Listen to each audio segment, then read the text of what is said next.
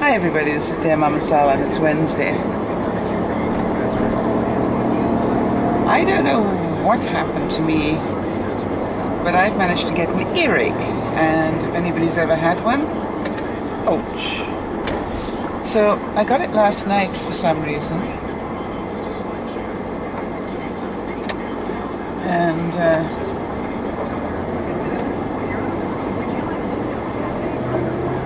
it was only this morning that I got up and was functioning enough to actually find some eardrops, which I'm hoping will make a difference, because it's actually quite painful. So I don't know what caused that. I feel like I've got a slight tooth infection somewhere, and maybe that's causing it.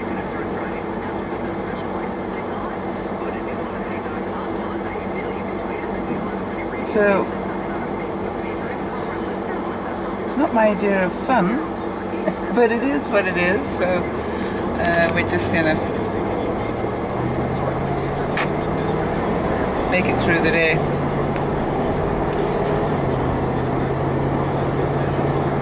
Didn't get much done last night.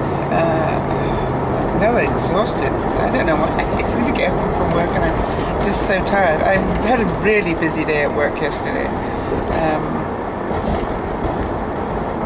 And moved a lot of boxes, big boxes, when I say big boxes, but yeah, blanket boxes type stuff. Moved a lot of stuff, probably. And you know, I look at it and part of me goes,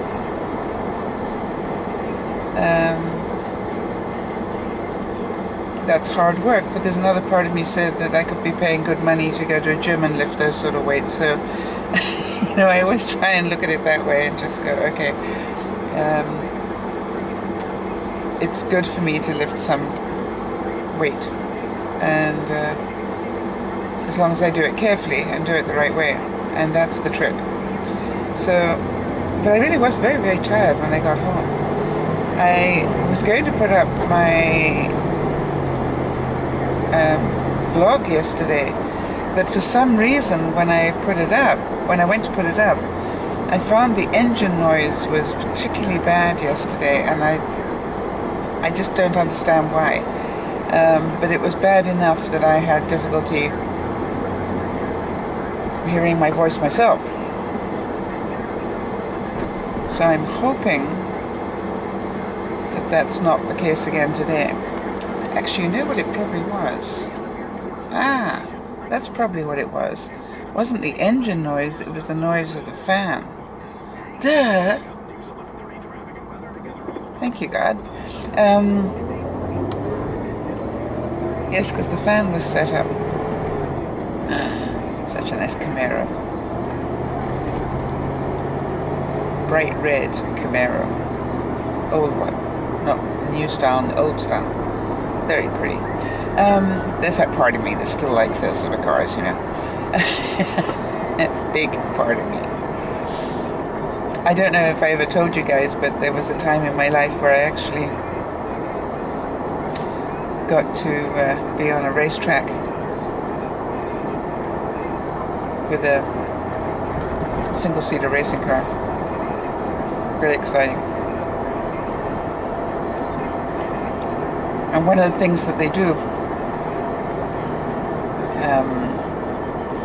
before they allow you onto the track, obviously, is to give you very heavy training on what you're allowed to do and what you're not allowed to do. And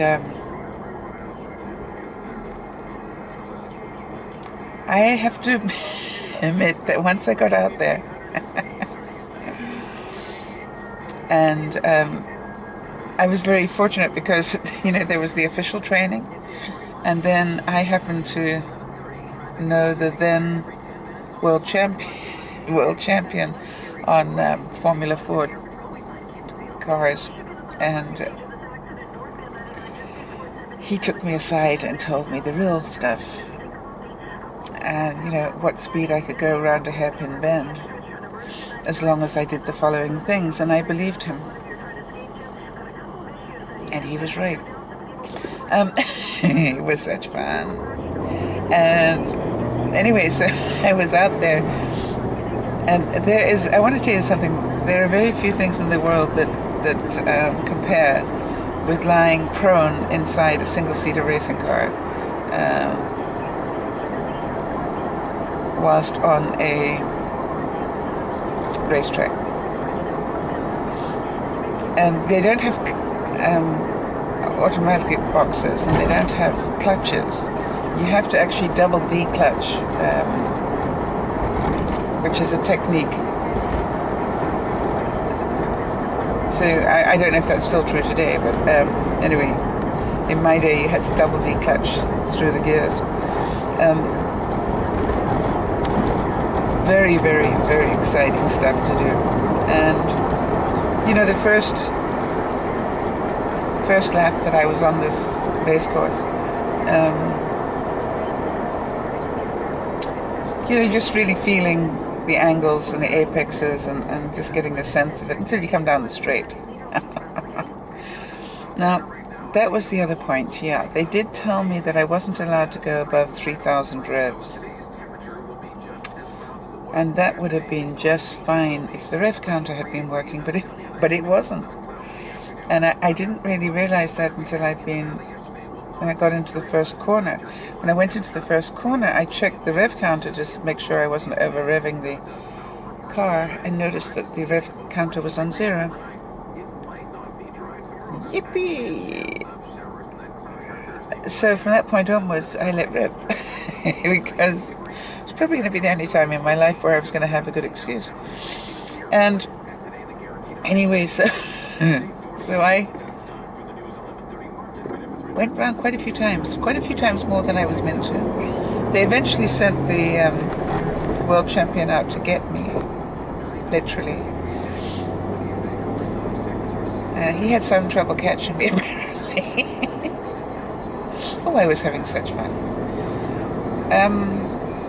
And of course, when I got back into the pits, the training guy said, "I thought I told you not to go above 3,000 revs." And I said, "I don't think I did I?"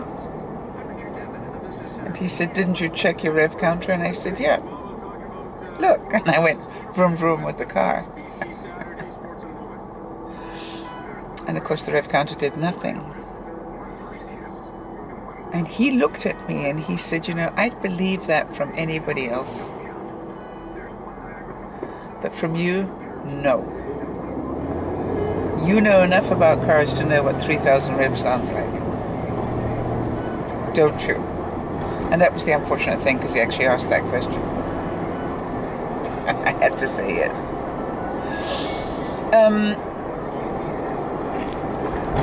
So anyway, he was quite strong with me and quite paternal, sounded like a daddy telling off their little girl.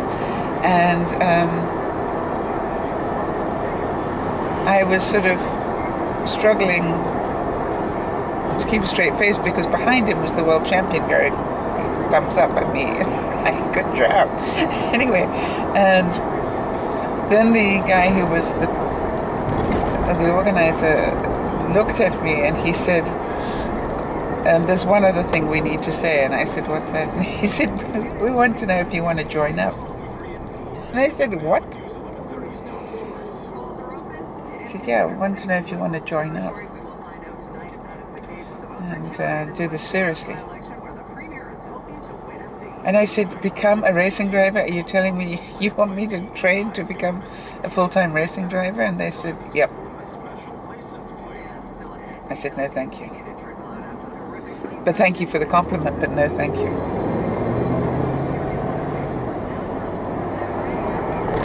I will kill myself in no time at all.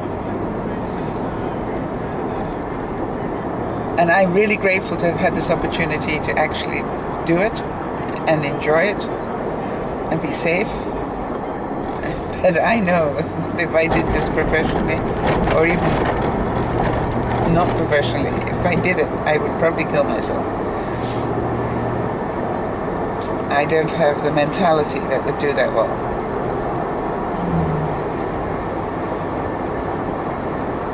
So, big thank you for the opportunity, and thank you for the compliment, but bye for now. So anyway, that was my experience. I did actually get to drive rally cars.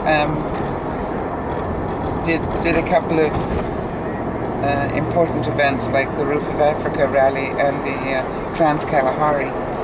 And for any of you who have interest in those sort of things, let me know. I will give you some of my experiences. But very, very exciting things to do. And this is from somebody who couldn't skydive if you paid me. And I certainly wouldn't bungee jump either. And yet, why is it that put me in a fast car? And I was just fine. I don't know why there's that difference. I'm certain people who study psychology will be able to tell you what the difference is, but I really didn't understand the difference, because I'm certain they are both just as dangerous. And you know, there are times now when I just think, wow. And I can remember, I have a great memory of once having a little, I can't remember what sort of car it was, but you know, it was really just a little compact car that I had. And where I was living, I was in Africa at the time, there was this wonderful piece of road that had S-bends in it. And it was really brilliant if you liked to drive. And I can remember one night coming home, and I didn't know it, but there was somebody that I knew that had been to the same party as I had, and he was driving a Beamer behind me, and I was in this little, you know, compact car. And I came through those S's quite well. And so much so that when we got to the traffic light, he pulled up beside me and sort of got me to wind my window down. And then I realized who it was, and I said, "What's up?" And he said, no, I want to know if you would go back and do that again." And I said, "Do what?" And he said, "Go through those S's again." And I said, "Well, why?" He said, "Because I couldn't keep up with you, and I've got a dirty great Beamer here, and you're in that pathetic little car, and I couldn't keep up with you, so it must have been the line you were taking. You know, not the engine capacity, but the actual angles you were taking." And I said, "Yes, of course." And so he said, "I wonder if you do it again so that I can see the line." And I said, "Well, I can, but you've got to remember something else." And he said, "What's that?" And I said, "You've got a significantly bigger car, you know, nearly twice as big as mine. And therefore the weight, you know, the weight as you're coming through those corners could be different. So I don't want to tell you that the line I can take is the same as the line you can take." Anyway, so we went back and did it again. He still didn't catch up with me, but it was good.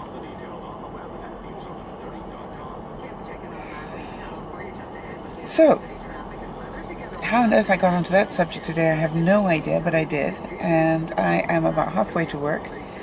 And this is where it starts to get a little bit busy and traffic noise. So I'm going to hope that you have a great day. And I will speak to you later. Bye for now.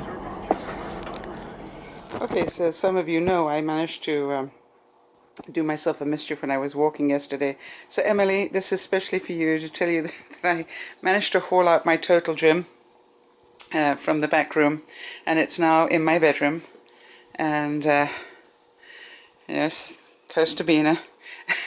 So I managed to get a little bit done, but obviously I'm grossly out of shape, so I'm working on it. No more excuses. Got to start doing something. Emily, this one's for you.